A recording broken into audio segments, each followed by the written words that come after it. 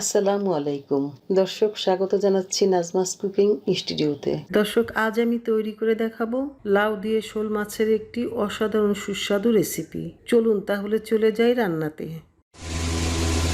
এখন শোল মাছ রান্না করবো। প্রথমে হলো শোল মাছটা ভুনে নিব, তার জন্য পাতিলটা একটু গরম করে নিচ্ছি। পাতিলটা যখন গরম হয়ে গেল, এখন তেল দিয়ে দিচ্ছি পরিমাণ মতো। লাউ দিয়ে শোল মাছ হবে। 2টা পেঁয়াজ কুচি দিয়ে দিচ্ছি।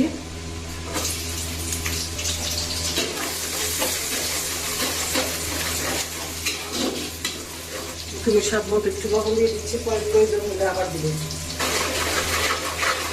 লাউ এমনই একটা খাবার, বেশি লবণ হলে একটু বেস্বাদ হয়ে যায়।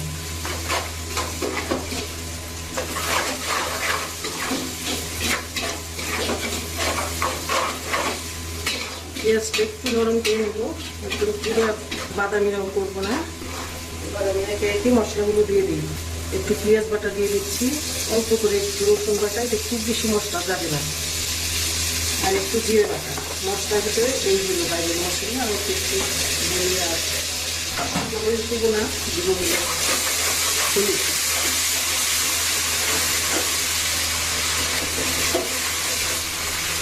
ধনিয়া গুঁড়ো দিয়ে দিলাম। এবার একটু পানি দিয়ে দিই, মশলাটা পুড়ে লাগে। এটার ভিতরে কোনো শুকনো মরিচের গুঁড়ো দেবো না, শুধু একটু হলুদ দিলাম।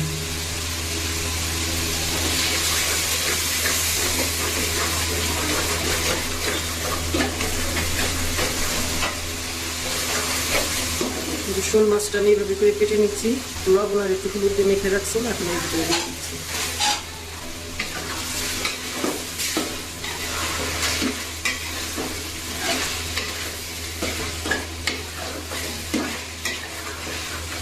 দুই 3 মিনিট সময় নিয়ে এটাকে কষিয়ে নেব।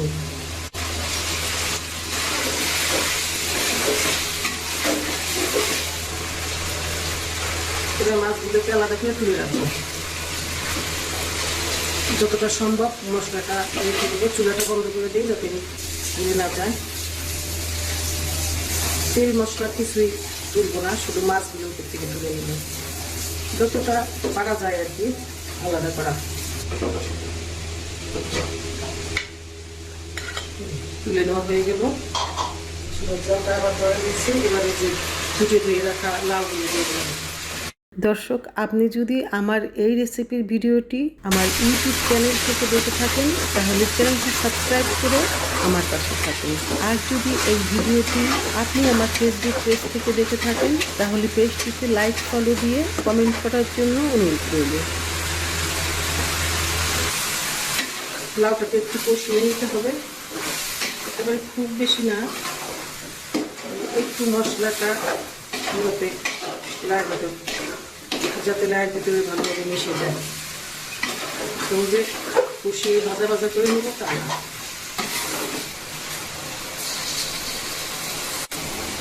লাউটা এতটাই জানি যে একদম পুরো লাউটা, একটা লাউ মাঝারি সাইজের লাউ দেওয়ার পরে এতটুকু হয়ে গেল।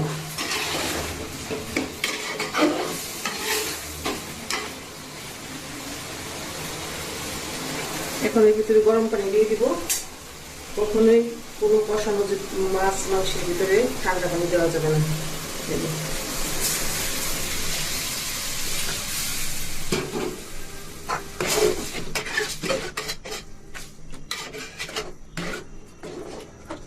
লাউতে আসলে মিষ্টি ঝাল দিতে হয়, খুব বেশি ঝাল না। আমি অল্প একটু খালি কয়েক টুকরা কাঁচামরিচ দিলাম, আর দেবো না। আমি অল্প একটু পানি দিই, কারণ ঝাল হবে তো।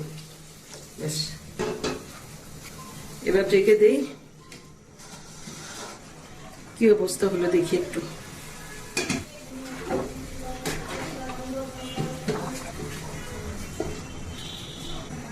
শোল মাছটা একটু শক্ত হয়, যে কারণে একটু আগে আগে দিয়ে দিই।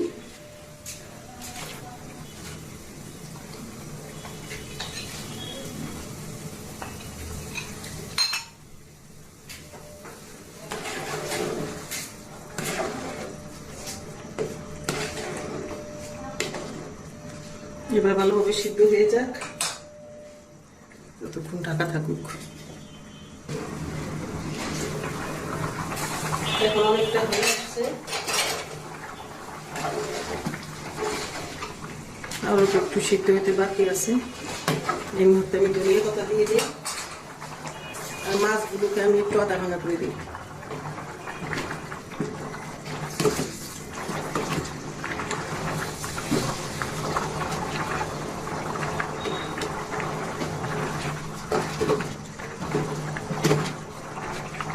এবার ধনিয়া পাতা দিয়ে দিই।